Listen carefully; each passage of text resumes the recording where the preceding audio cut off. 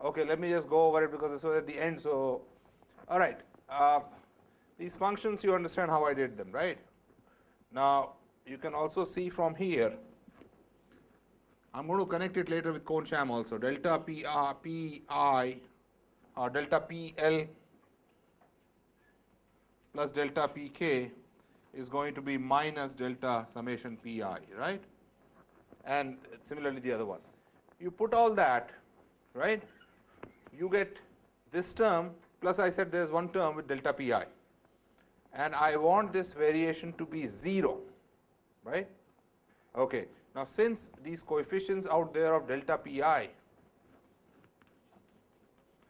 are fixed, right? The only way this can be 0 under all circumstances is these vanish. So, that is fine. Now, from that I will argue if delta Pi's are 0, right, and they are arbitrary, the only thing they can be are either 1 or 0.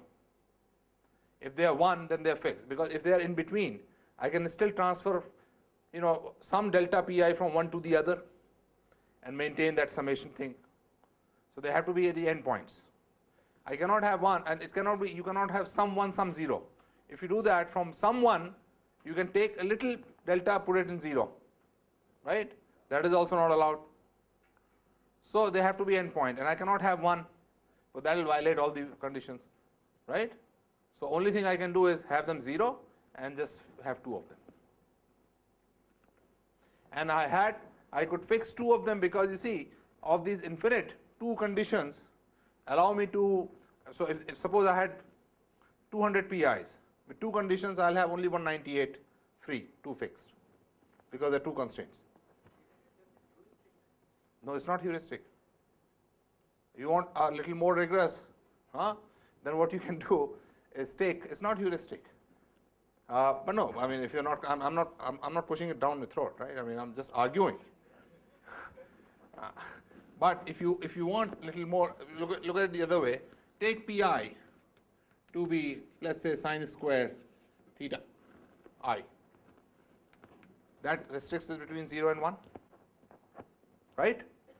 And what do you want? You want E I sine square theta I, right, minus alpha summation sine square theta I minus beta summation I sine square theta I to be 0, delta of this,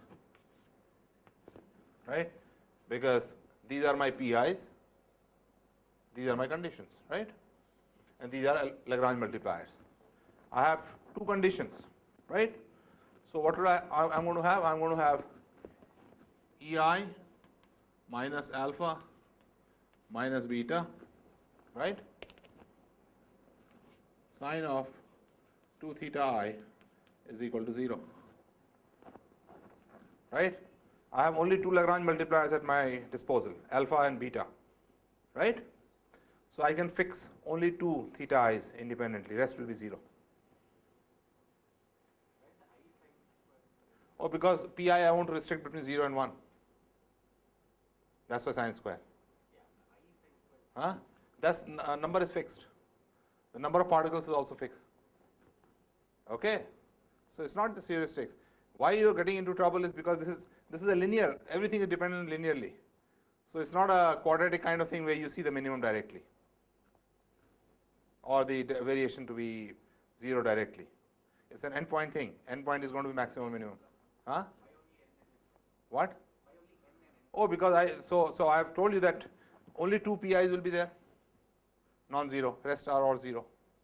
Now, if I mix, suppose I mix 1 and 3, right, I can also then generate E for n equal to 2 by mixing them properly, but E2 is given by some other formula. I cannot dictate a formula that it should be a mixture of E1 and E2 in a particular ratio, which ratio is going to be governed by this, right.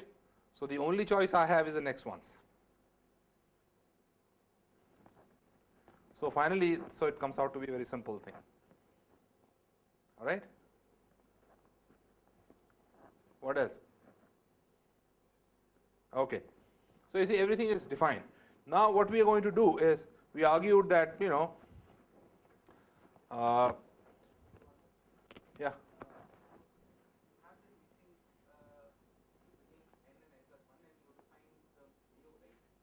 Then so now I define energy for each fractional number of electrons.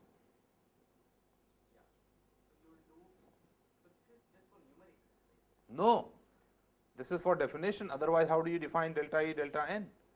Unless I have, right? It has no meaning. And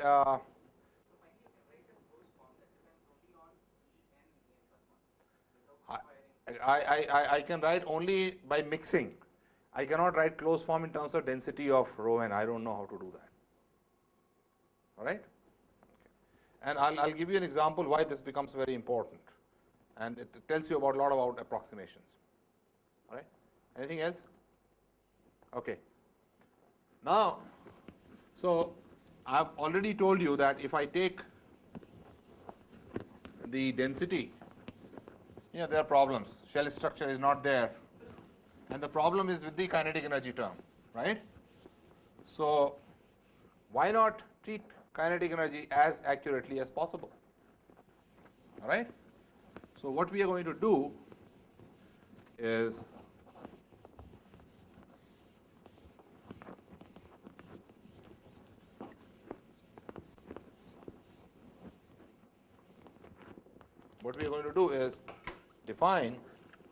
take this energy functional,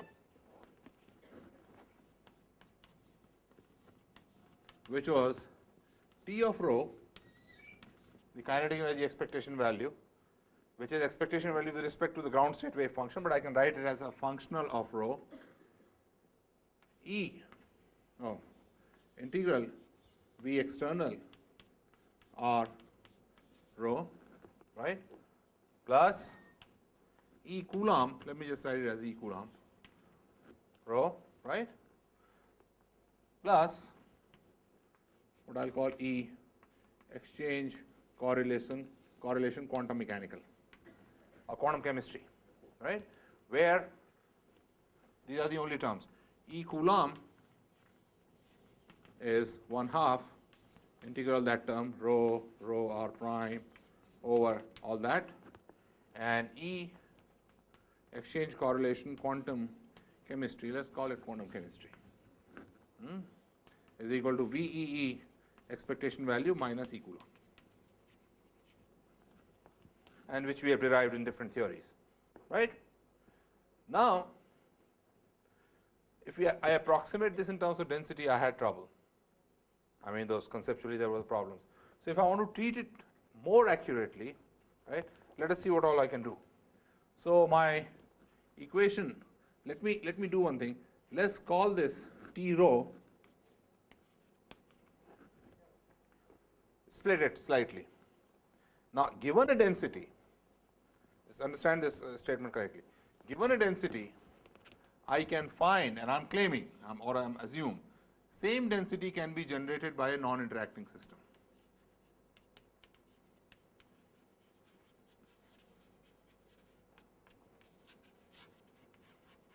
Notice that what I said earlier, no two wave functions share the same wave function. No two Hamiltonians share the wave function, right? However, there is no such restriction on the density. So density gives you this connection between non-interacting and interacting system. Let me ask if I can generate this through same density through a non-interacting system. All right? I'll define, so non-interacting system will be some fictitious particles, right? And for this, what will that functional be? Remember, I had a functional f which was psi t plus VEE psi, right? For non-interacting system, let me define the only this functional would be psi Slater determinant. Why? Because for a non-interacting system, the only wave function is Slater determinant, single Slater determinant, and there is no electron-electron interaction psi determinant, such that psi determinant gives you the same density and minimum of this.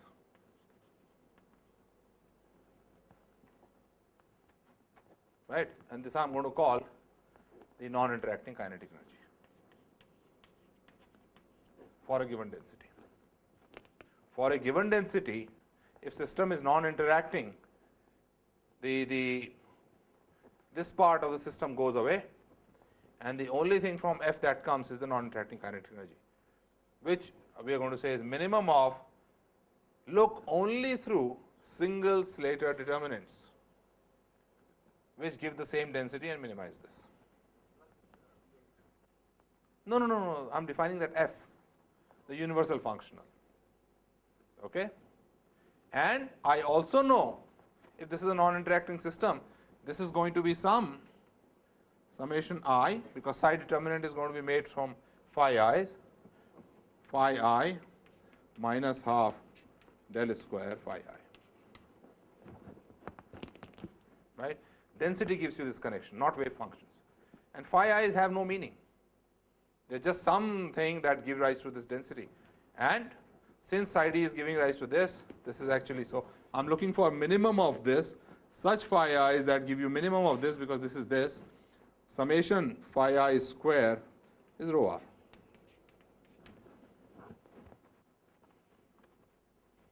So we are going to write this.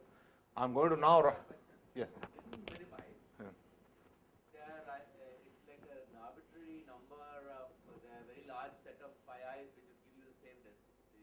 If I did not minimize, I am looking for ground state. I know, but I'm saying if it didn't minimize, you probably have many. Many different phi i's. Yeah.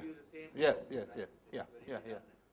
I can have an excited state, it will give me the same rho and all that. But by Hornberg-Kohn theorem, its minimization is a must. Okay, you followed his question.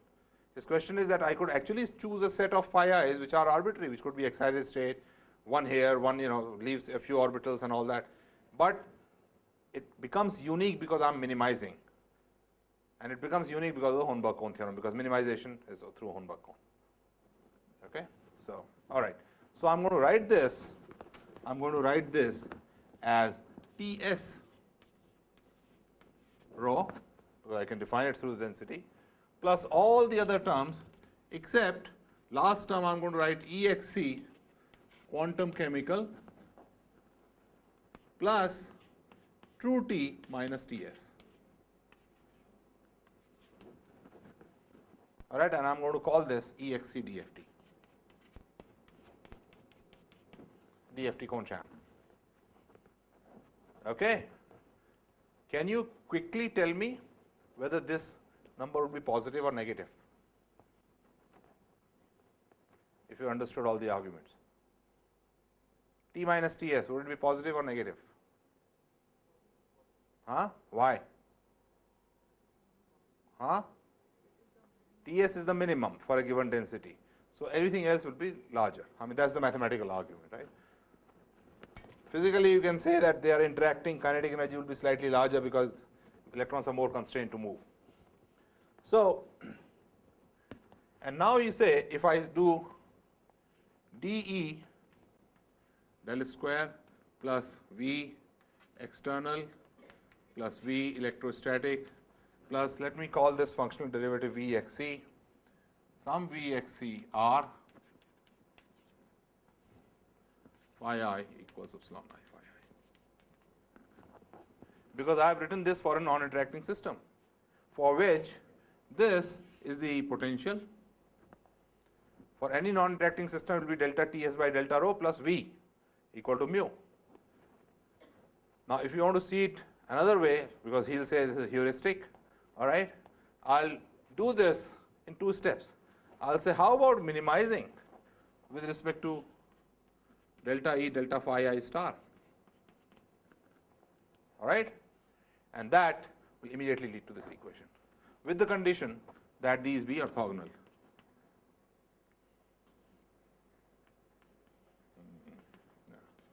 Phi I mod square integral dr minus 1 is equal to 0. It's the same equivalent thing. All right, both give you exactly the same equation. Now the beauty is of this equation, that what does it do? This equation this equation is equation like Hartree equation. There is a V external, V electrostatic, V exchange correlation, except that these phi i's have no meaning, because they are not wave functions of the original system, except that they give phi I r mod square equals to rho r. That's number one. Number two, mu, and let me call this now Kohn-Sham equation.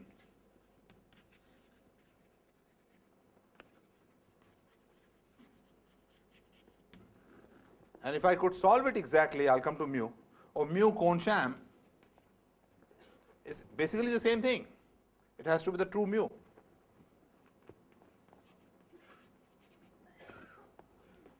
Right? If I could solve Kohn-Sham exactly by construction, this is by construction, right? And therefore, this has to be minus I. The true ionization potential. So remember, now we'll connect it. If there is a non-interacting system, suppose I could solve it exactly, and this was filled up to epsilon 1, epsilon 2, up to epsilon n, epsilon max. What will be I? It will be minus epsilon max, right? You agree? Because this is where I'll be, and this is a non-interacting system. Energy for a non-interacting system is given as summation over this, right? Or mu for this will be defined as difference of two energies. So this should also be equal to epsilon max.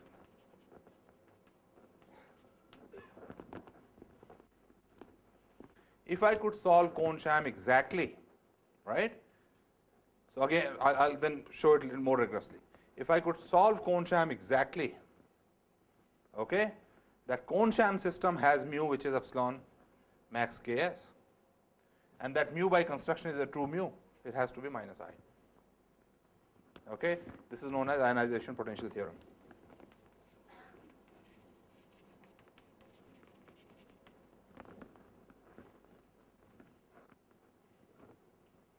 Now see this.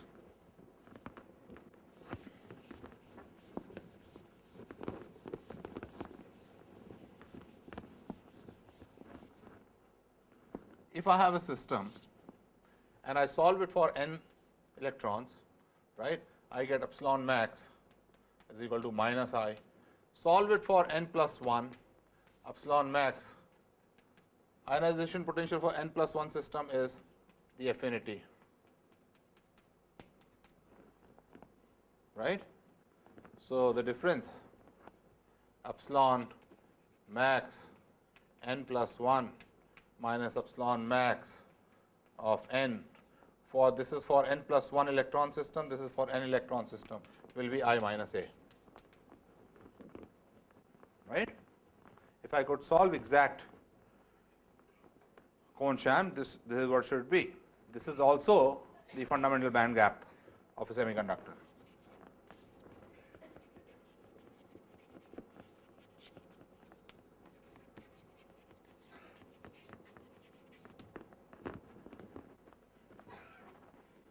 Right? So if I could solve Kohn-Sham exactly for a semiconductor, I'll get the fundamental band gap.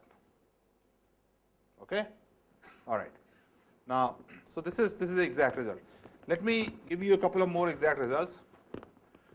You can also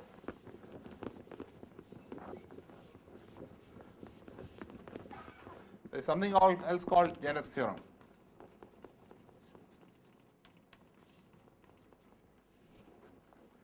You see, there was a lot of discussion about this epsilon I we introduced as just Lagrange multipliers. Already I am arguing that highest occupied could be equal to minus I.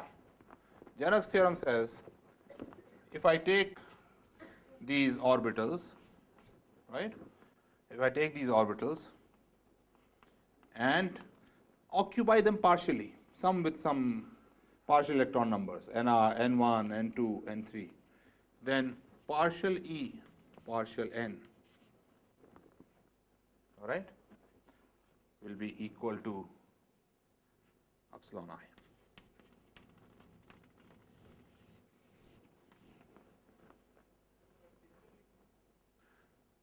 doesn't really mean much, because if I have n1, n2, n3 which are not fully occupied orbitals, it's not really the energy. We are not talking about the ground state energy. But where it starts mattering is if I fill this completely and partially occupy only the highest occupied level, then it tells you that epsilon max could be equal to I. That's where it becomes important. Okay? So that's number 2 about exact Kohn-Sham. Third, you see, we argued that mu jumps by I minus A through all this, right? If mu jumps by I minus A, consider a system of 2 electrons in the same orbitals, right? Let's say helium. Take helium plus orbital 1s, right? And consider electron number 1 minus delta. And go to 1s having 1s, 1 plus delta number of electrons. I had already argued this is mu is going to be minus I. Mu in this case is going to be minus A. Remember that graph?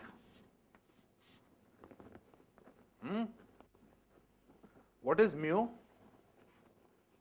Mu is delta T delta rho plus V external plus V electrostatic plus V exchange correlation, right? If I am changing density slightly, this would V external remains fixed, this will hardly change, right?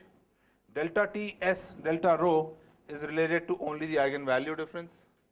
That also hardly that should change to minus A to minus I to minus A, right?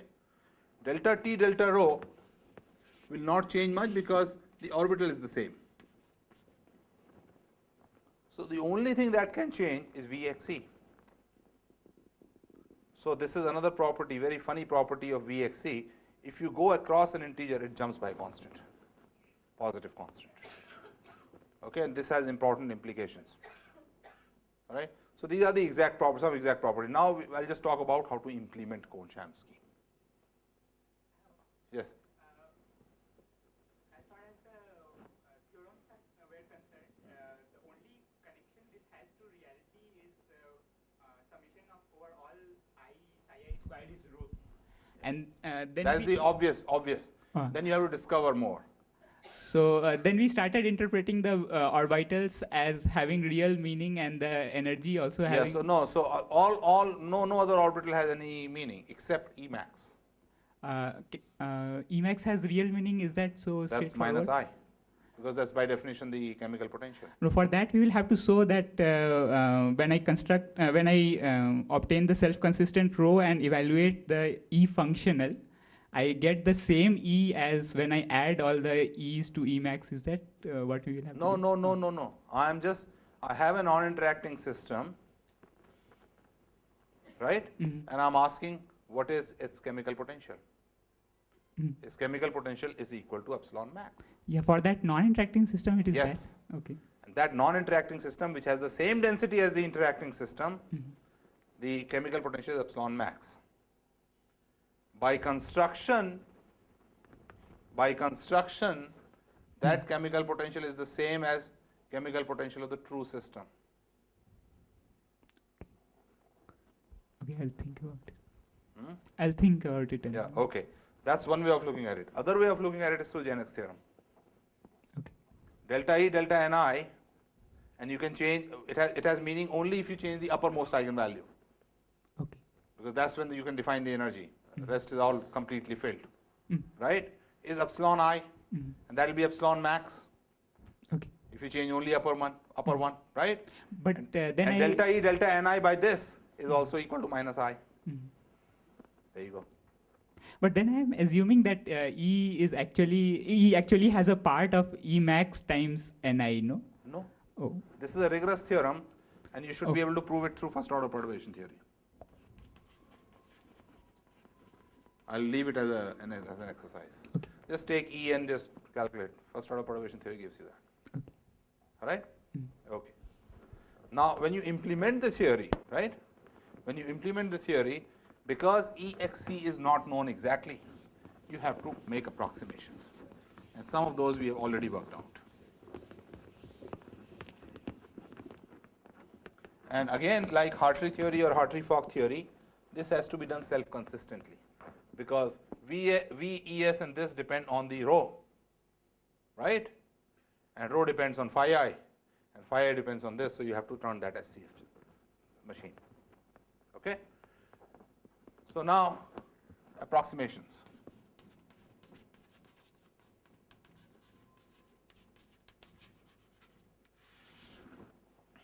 Oh, one more exact property. Vxc for finite systems, as R becomes very large, goes as minus 1 over R. Okay? That's another thing you can prove. Now, when you do local density, so first and foremost is local density approximation. And we have already discussed this in connection with Thomas Fermi and Dirac functional. What we are going to say is we are going to use whatever is given for homogeneous electron gas, right? So E exchange is going to be minus 3 over 4, 3 over pi raised to 1/3, integral rho raised to 4/3 R dr. All right? V exchange, corresponding Vx exchange, and we have already said now we have the prescription as to how to get that effective potential, is going to be delta E exchange over delta rho, all right, which is going to be, best is to remember, is minus kf over pi, where kf is local. Okay, so this is 3 rho over pi raised to 1/3.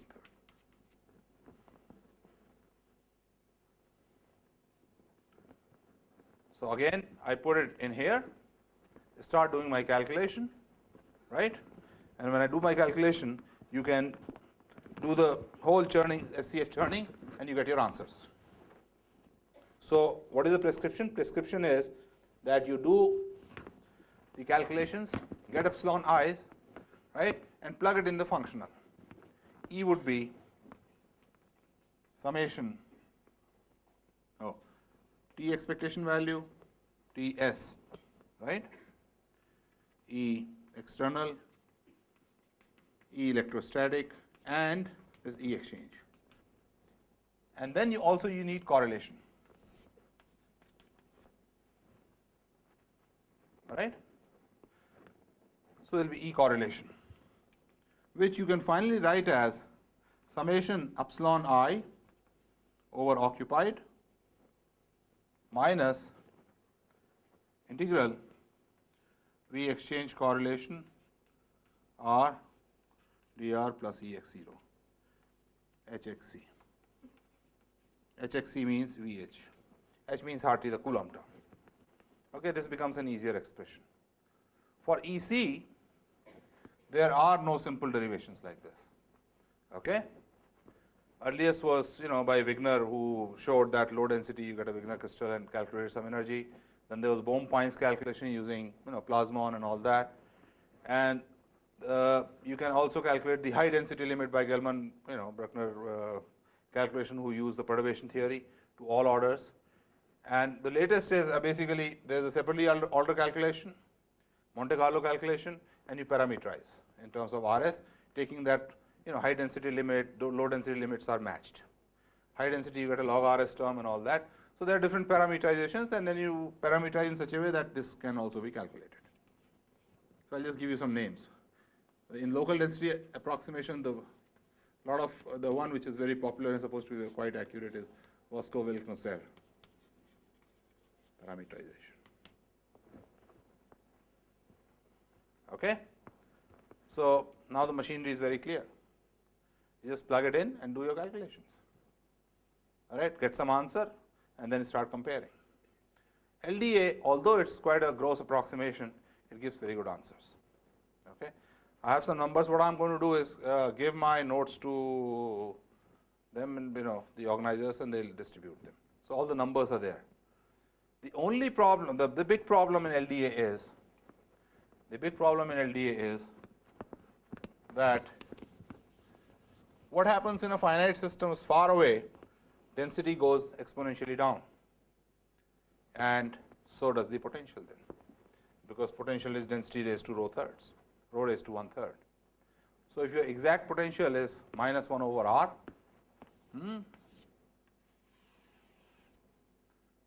local density approximation is like this.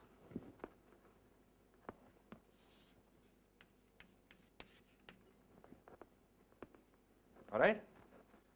Now, can you tell me if LDA is like that, would it be less binding or more binding? Huh? Less or more?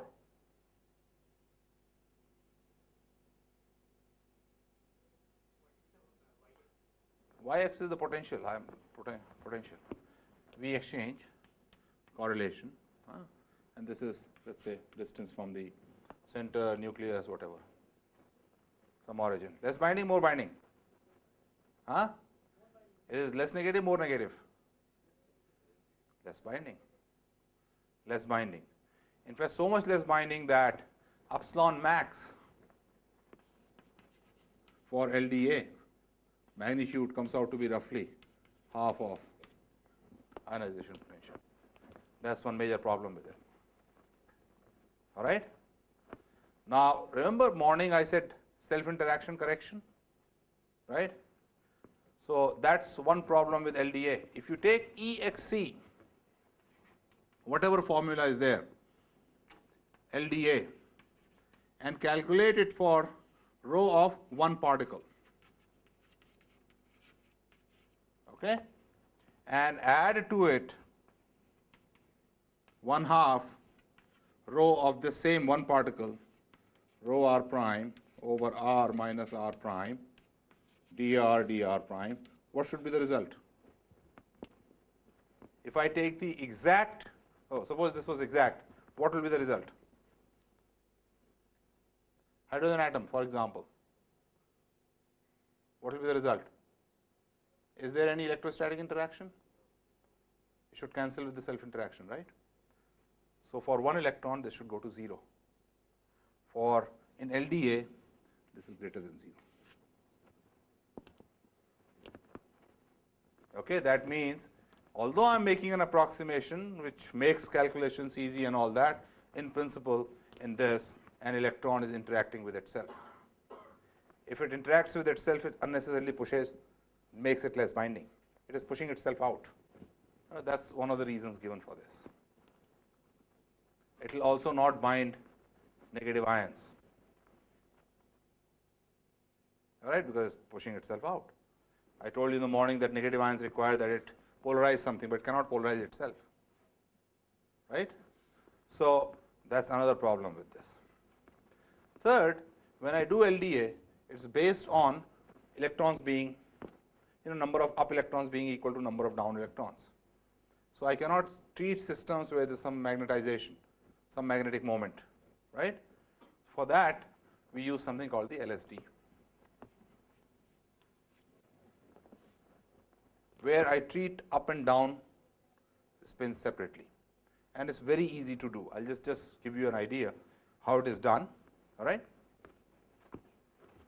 So now before that, let me pause and see if there are any questions and any discussion, any comments.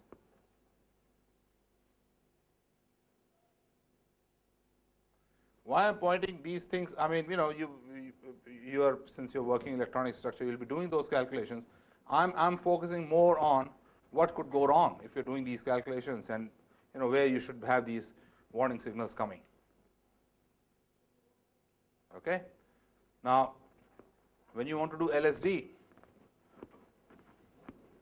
as we saw in the morning, for exchange,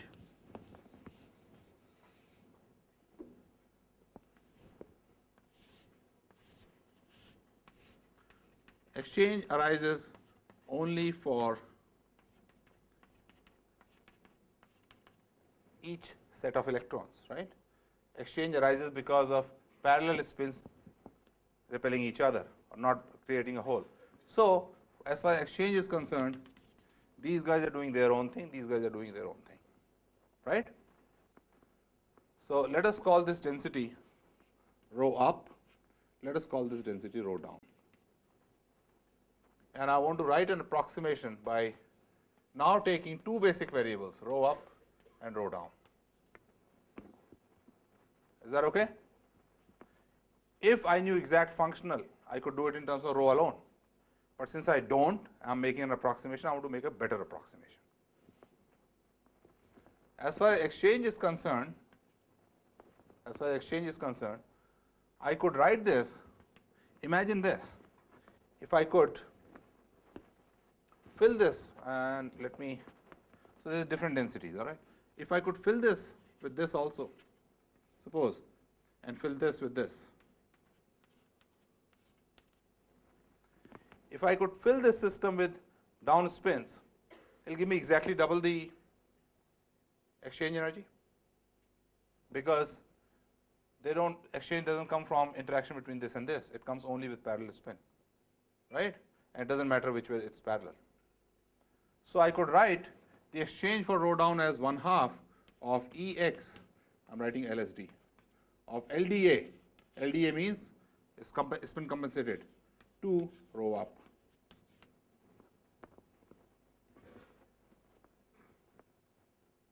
Are you with me? And I could do the same thing for the down.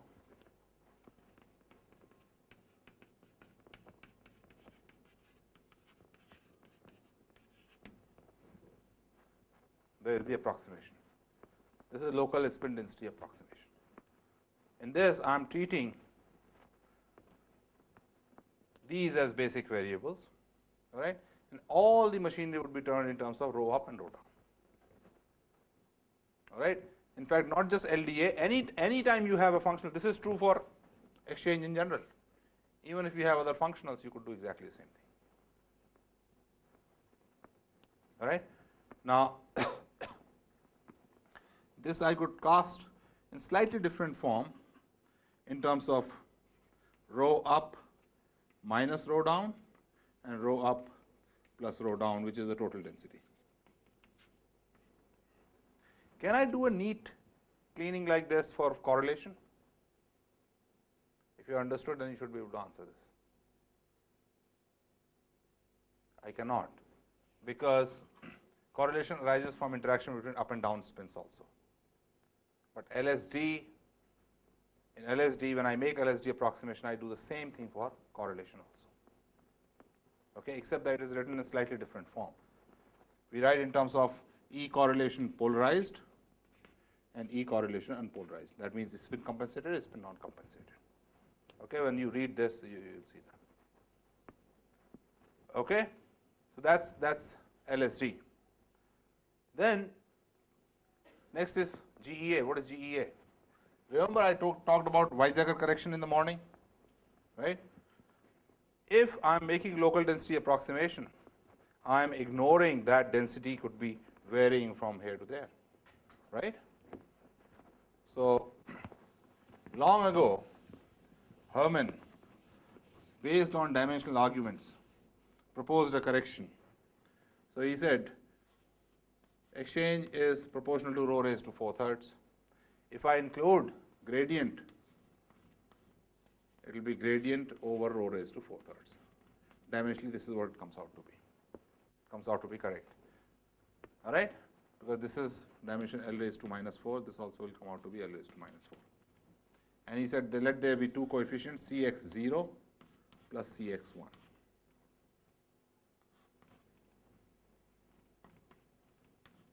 And this is what was called GEA, gradient expansion approximation. All right? This, he got this number by fitting it to some exact answers. But later it was derived exactly by using response functions. All right? The only problem with, so this was the beginning of gradient corrections. Okay? The problem with this is, and now I'm coming to is from GEA to GGA. If I calculate the exchange hole due to this, it comes out to be a wide oscillating hole. Whereas the exact hole is all positive or negative, whichever way you want to think about it, and satisfies some rule that it is equal to 1. So what John Purdue did was he chopped off the positive parts and also cut it somewhere so that integration was 1 and parameterized it, and that gives you the generalized gradient expansion. Now you see, whatever I was doing in the morning, talking about some rules of the holes, that came in very handy. And then one could keep working on it and improve it further and further and further. Okay? So whereas this was plain this, GGA became little more elaborate. Another GGA which became very popular was by Becky. He satisfies certain properties of exchange energy. All right? So that became GGA, and then one can keep making meta GGA and things like those. All right? And I think I'll stop here and invite more discussion. So you must be tired. So this is just a glimpse of how functionals are generalized. I should mention, because this is something I'm very excited about, we generalize this LDA business to excited states also. What we said, if this gets excited, and so that means there's not some electrons are removed from an orbital, you make a corresponding split in the K space and write a functional for excited states also. And this happens to give very good excited state energies. So that's the research part, but this is what it is overall. And I thank you for your attention. This is the end of the day, and you must be tired. But any discussion, any comments are welcome. And I'm here tomorrow, so if you want to discuss more, you want to think about things, all right?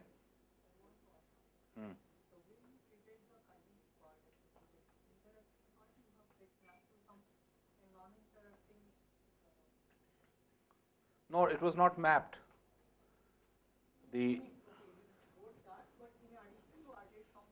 Whatever left over was thrown into DFT.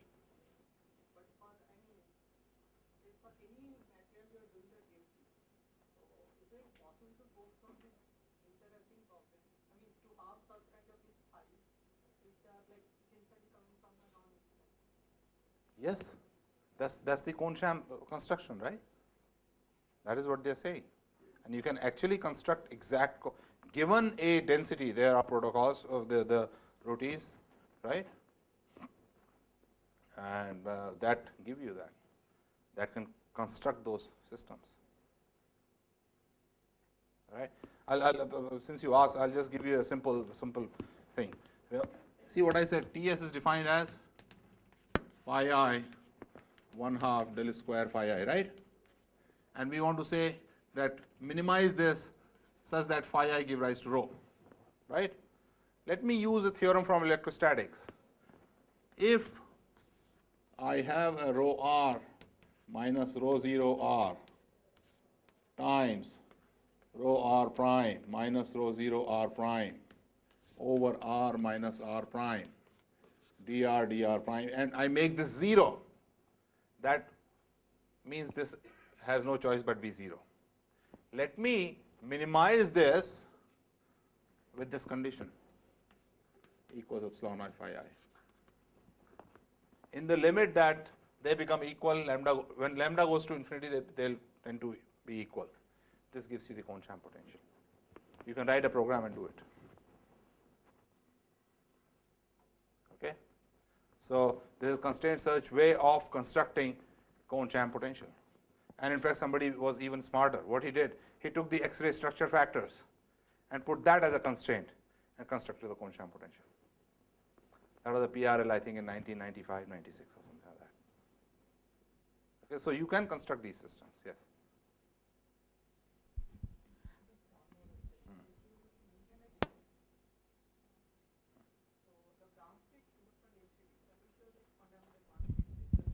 Fundamental variable. I can take it as a fundamental variable, yes. But what about, like, we have excited states, but no such state.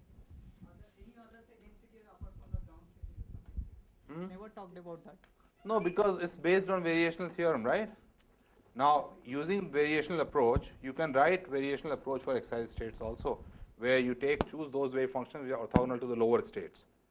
There have been past 10 years work done. I mean, I'm one of the persons who does a lot of work on this excited states, but the progress is very, very slow because the excited states are very funny animals.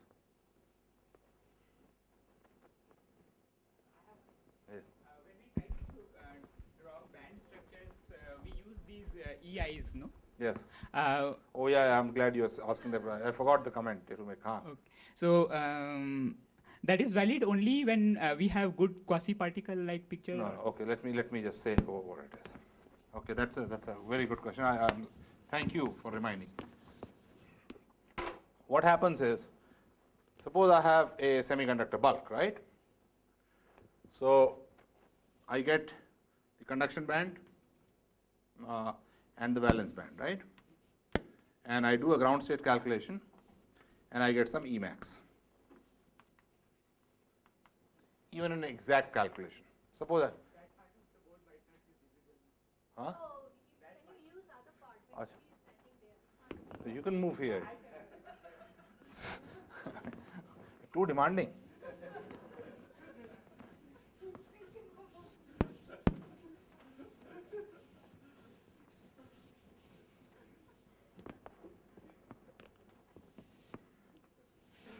Conduction band, valence band. Even if I could do an exact calculation, this is my epsilon max for n particles. All right? Now, in a solid which is huge, right? If I add one more particle here, you expect density would not change much. Right? I mean, in 10 raised to 23 electrons, you added one more electron. So everything should remain the same to the extent that epsilon x n plus 1 should be roughly the same as epsilon x, no, what am I writing? Epsilon max. Epsilon is fine. Max n plus 1 for n electrons. Right? In 10 raised to 23, you're adding something, nothing should change. So this should be the fundamental gap, Eg. Right? Except now remember, I said exchange correlation potential jumps, mu jumps. What will happen when you add this extra electron, right? The whole potential is going to jump by a constant, and that jump will shift the whole thing by a delta, which is the jump.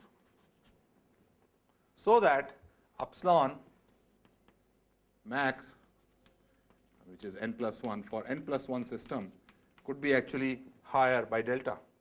Your true gap is this.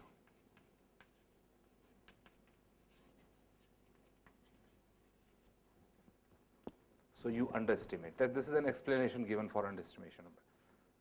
Although lately I'm not agreeing with it, because we've shown if you treat the potential accurately in the outside region, the gaps come out to be all right. But that's a different story. But this is the fundamental reason given. So a quasi-particle calculation, where you bring in some sort of a many-body effect, or something, where you go away from this local particle picture, local potential picture. This is basically arising because of this. You're trying to force a very non-local function, non-local thing into a local potential, right? So quasi-particle business for something like GW gives you better answers. But GW has a problem because beyond first order there's a problem, and it's also computationally very, very expensive.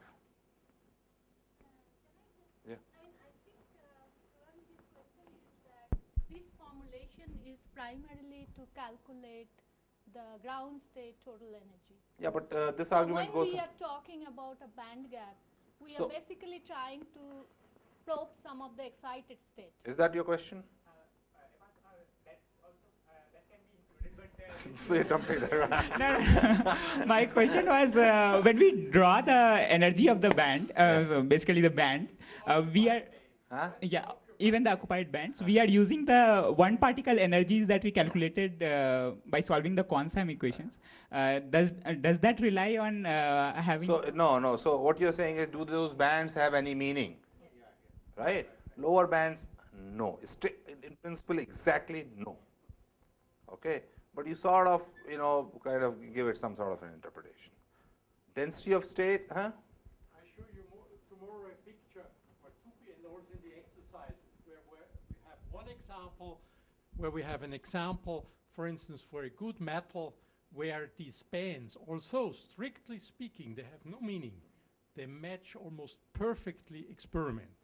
And then you can have another material, take for instance this strontium vanadate, you try to do the same thing, and they do not match, except at the Fermi level. Yeah. Which That's is good. which by construction they should match. Because there it should match unless your exchange correlation potential is very, very bad. But there at least for exact or good DFT at the Fermi level, that should be okay. But the lower thing No. may or may not. So he'll show you this. That answers the question. So can we connect that to the existence of good quasi-particles at the Fermi surface? Or No, you're mixing the two pictures. Okay. You're mixing the two pictures. Quasi-particle is it's like, I mean, this way of looking at it is different from quasi-particle picture. Quasi-particle picture, you're actually constructing a, kind of a, I mean, the way I think of quasi-particle is the Green's function and its pole. yeah. So it comes close to more of a TD-DFT kind of thing, not this. Correct me if I'm wrong. At least there also we have one particle like excitations and. Yeah, but those one particles are dressed. Okay. And here you're not dressing it, but you are making a fictitious system.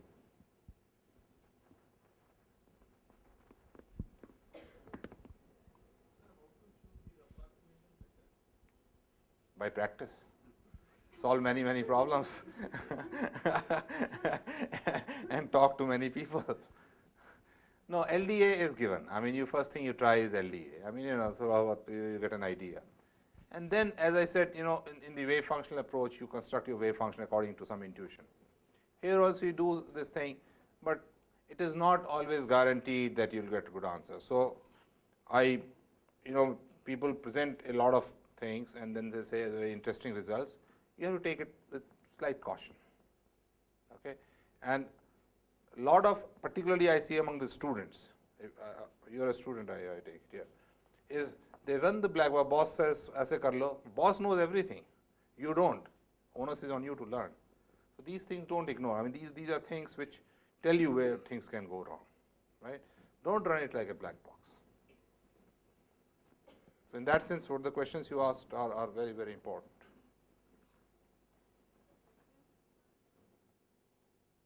I don't remember them, but I can certainly. My notes will be there, so I have written everything explicitly. Okay. The notes will be available. It's scanned and put up on the web page. All right.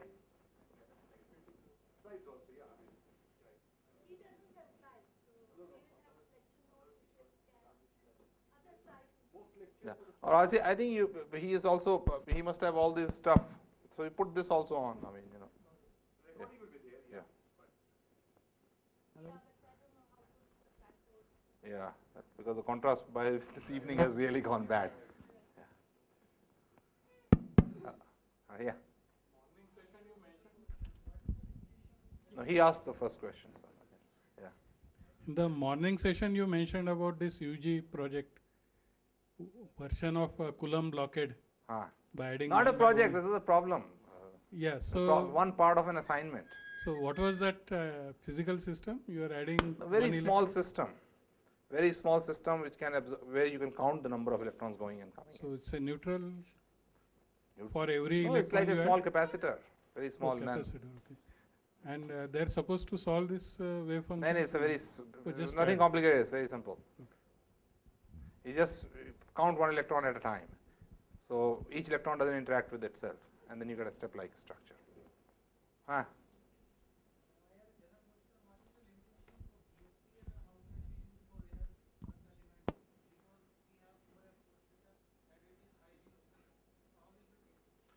Yeah, what Mazari was talking about.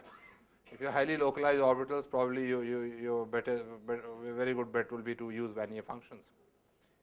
And if you want to do further, the moment you localize them, there is something not. I think once I was talking to this lady at UCSB. Now she has moved to Zurich. Nicola? Yeah. Spalding, yeah. She was so I suggested that you use SIC, and she said she also tried SIC, and results may not be okay. But SIC, because the moment you localize these things, self-interaction starts playing a role. So you may have to take care of that also. But beyond that, I can't really say much. In a simple way, the best treatment is LDA plus U. Yeah. In a simple, not exactly. That's the band structure method, but you're talking about the Coulomb part, how to take care of it. That's what he's saying, LDA plus U. LDA plus U, and somehow, I mean, it's related to SiC also, but SiC is orbital dependent and all that. So, yeah. Do we stop here then? Meet at dinner? Okay. Okay. Or, no, this doesn't go. This goes on. No.